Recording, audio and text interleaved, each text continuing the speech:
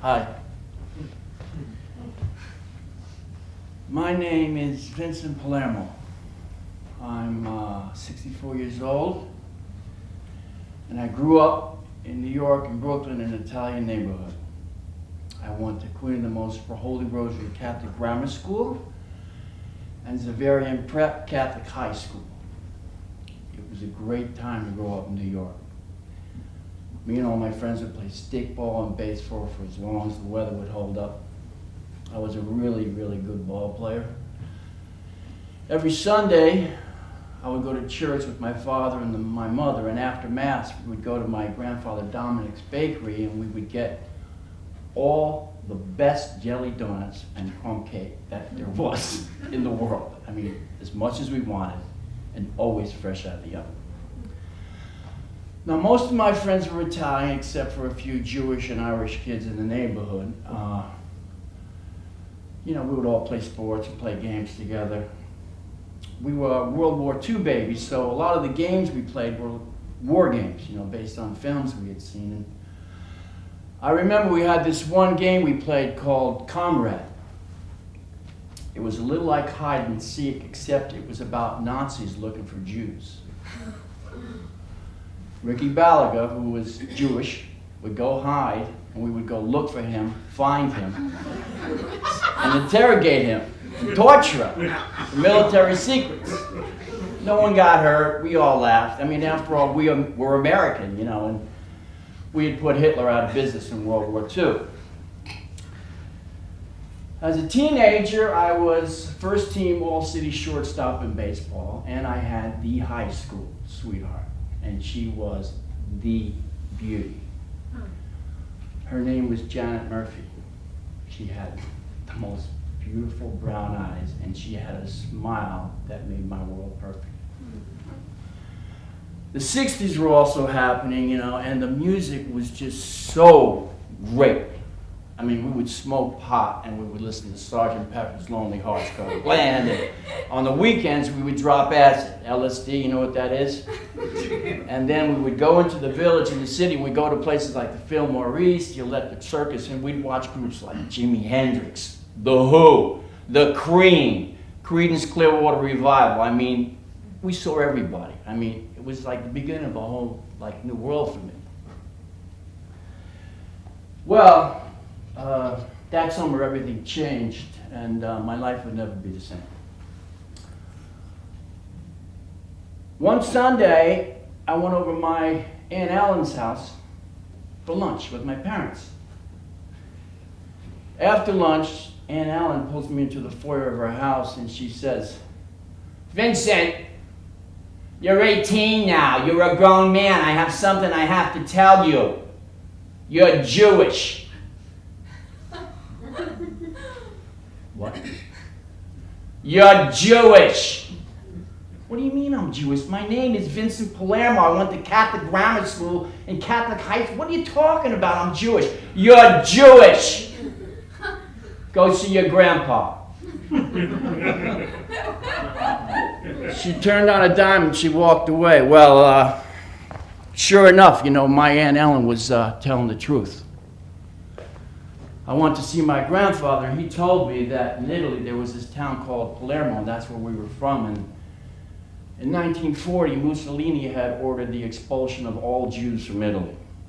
Hitler was on his way, and in 1943, my grandparents fled Hitler and came to America. When they got here, they were still so terrified of the Gestapo that they went underground as Italian Catholics and stayed that way. All the Our Fathers and the Hail Marys and the confirmation and all that stuff, man. My mother and father hid this secret perfectly, from me for like 18 years. I didn't know what to feel, Well, that got me reeling, but a week later something else happened that really kind of put me into a nosedive. Just as suddenly my number was called for the draft lottery. There was a war going on in this place called Viet Nam. I wanted to play baseball in college, but I didn't get a scholarship, and my father, it turns out, couldn't pay the tuition, so the only way I could afford college was to enlist. My dreams of adolescent love, dreams of big league baseball career were over. In the fall of 1967, my boots hit the dirt in Saigon, and it was another world. I'll never forget that first day in country. We were all flying on a helicopter. I'd never been on a helicopter in my life, and they drop us off in the middle of nowhere and say, "Go get 'em." They flew away. I was G2, Intel.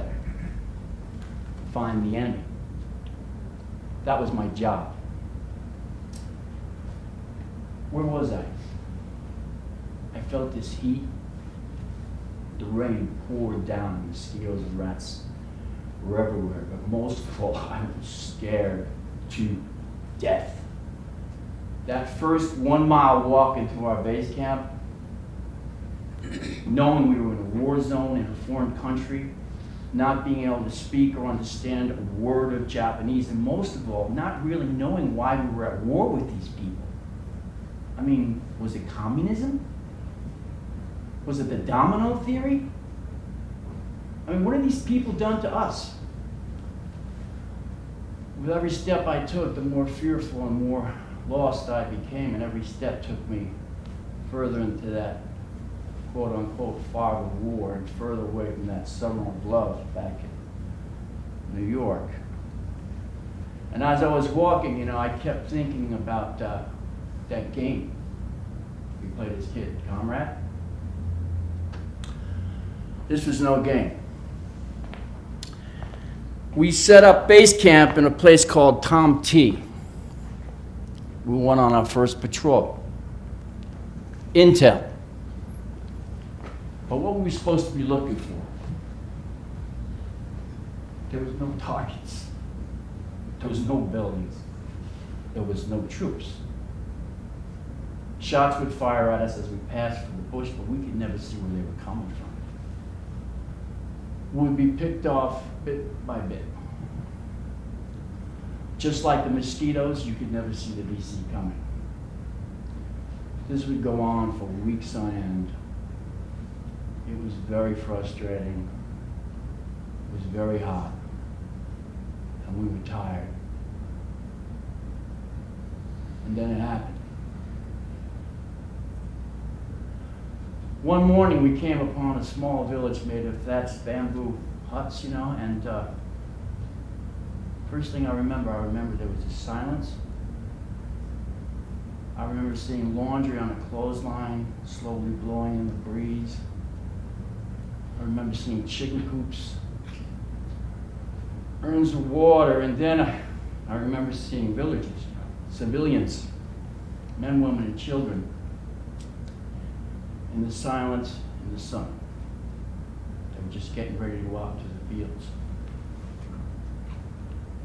A firearm went off.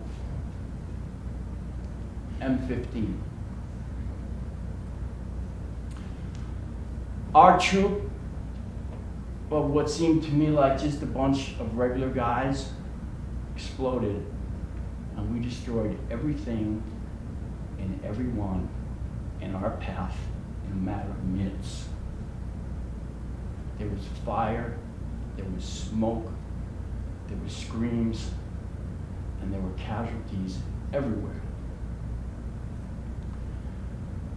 I was running through what was left of the village, and all of a sudden this Vietnamese girl, she couldn't have been more than 12 years old, she runs right in front of me, and she looks right at me. And she's screaming. The next instant I heard gunfire, and I watched her frail body kind of fall in front of me as these slugs ripped. I mean,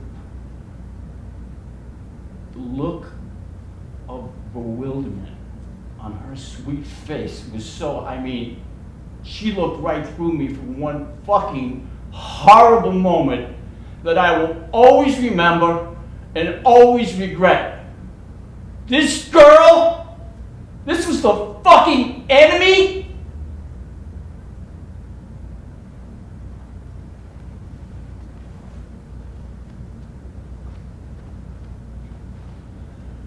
What God do I pray to about this? Was I Jewish? Was I Catholic? American? It didn't matter. I had no God. And more, nothing seemed to matter or make sense to me. I would talk about this with a friend I met over there. He was a black kid from Chicago. His name was Tom Grant. We bonded because in April of 1968, Martin Luther King was assassinated. And he really needed someone to talk to about that. And I really needed someone to talk to about that girl. We got really tight. We became really good friends. We'd smoke, we'd drink, we'd talk with each other, and all the other guys would talk, and that's how I was able to stomach, the painful, daily, awful medicine of war. Then it happened again. It was a little before daybreak. We were in a two-man foxhole. Thomas was up top keeping watch, and he came down and gave me the high sign. He said, there's some activity outside BC. So he peeked back up, and I heard this click, and I kind of looked up, and he fell on top of me, and the top of his head was blown off. A bullet had gone right through his helmet. That was it. I stood there, I just looked at his lifeless eyes. As the sun rose over the delta, we fought back to contain the enemy. In the midst of all of this, I jumped out of my foxhole and I started running. I ran away from the melee, the gunfire, the choppers that flew so close overhead, and I ran up this fucking hill into the jungle as fast as I could. I didn't know where I was running, but I wasn't going to stay where I was. Ever since I was a kid, whenever I had a problem, I would run. So, I'm running along the crest of this hill, and all of a sudden in front of me, I see this little monk. And he's running. He's running through the jungle, and for some reason, I just started to follow, So I'm running after him, trying to follow this orange and purple road through the foliage, and I follow him, and I run him, and we end up, and I follow him into this tiny little Buddhist temple.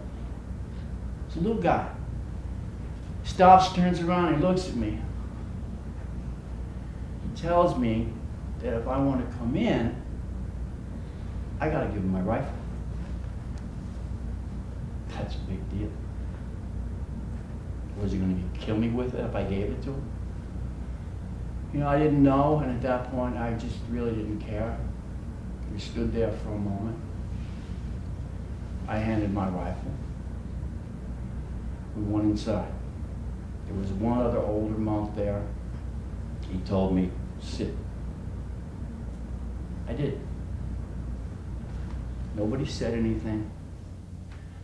They would chant on and off, and I just sat with these guys for I didn't know if it was 2 hours. I didn't know if it was 4 hours.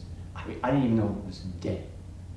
All I know is that when I got up to leave, I knew one thing. I didn't want to kill anybody anymore. So I grabbed my rifle. I went back down the hill. I barely nodded to the monks. They watched me go. I don't even know how I found my platoon, but somehow, miraculously, I did. Well, I was in Vietnam for another 6 months. I never thought that we should have been over there, but if someone fired their rifle at me, I fired back at them. And I started to meditate. I drank, I smoked weed, but I meditated. And that helped me get through the next 6 months over there. Then I come back to the US. I didn't know what to do. Baseball and Janet Murphy were nowhere to be found. I had a really hard time talking. I couldn't put sentences together. And I also was hearing things. I saw the protest marches where we were called baby killers and warmongers by the hippies. I thought I was a hippie. Mm-hmm. You know, I was having nightmares, flashbacks, and I couldn't sleep. So here I am back in this place, which I think is home, and it's a whole new world. And I was more lost than ever. Years went by. I continued to drift and drink and drug and roam the streets of New York. But somehow, I discovered acting. I loved that I could hide in the words and worlds of other people. And next thing you know, I started being able to put sentences together. And I met a girl. Her name was Maureen. I mean, she was just so nice and loving to me. We fell in love. But she told me, she said, hey, if you don't get help, if you don't get to go to the VA hospital, I'm going to leave you. One day, I'm kind of wandering around, and I wanted a cup of coffee. So I go up to this church in the neighborhood because I knew they had AA meetings there, and I knew I could get a cup of coffee. So I go in the AA meeting, I get a cup of coffee, but I never touched booze from that day on. The name of the church? St. Vincent's. As it turns out, that was my grandmother's church when we were kids. But I had become a Buddhist. You know, I wonder if that monk knew that he had saved my life. Things got better, you know. We got married. But, you know, I still had that feeling. I still couldn't sleep. We talked about having children. I always wanted to be a father, you know. Maureen was young enough, but I brought up the whole subject of adoption. I told her that I wanted to adopt a Vietnamese child. She never asked me why. She knew. Girl, I couldn't forget our troop and our platoon burning and ravaging this little village, slamming rifle butts into the stomachs of these little kids who just looked at me with this blank expression in their faces. All they wanted to do was fucking grow rice and feed their family, and we fucking...